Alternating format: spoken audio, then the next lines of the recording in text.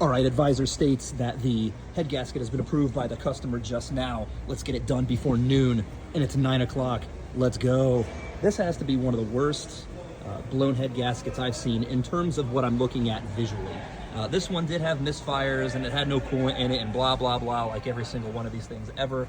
But this one is particularly bad. I mean, you can see in this area here, over here, over here, it's just kind of all over the place, and it's not super awesome.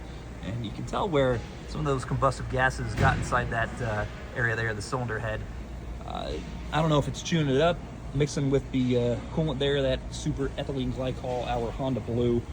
It's just creating a mess. But I know on the block side of things, got some like nasty calcium buildup or something going on. A little bit of everywhere here.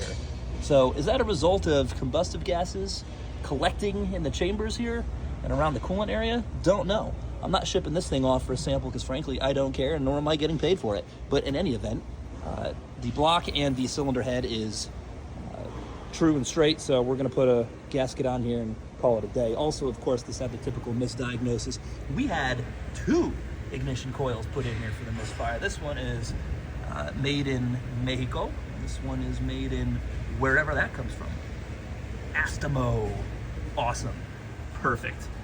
See you on the next stupidity.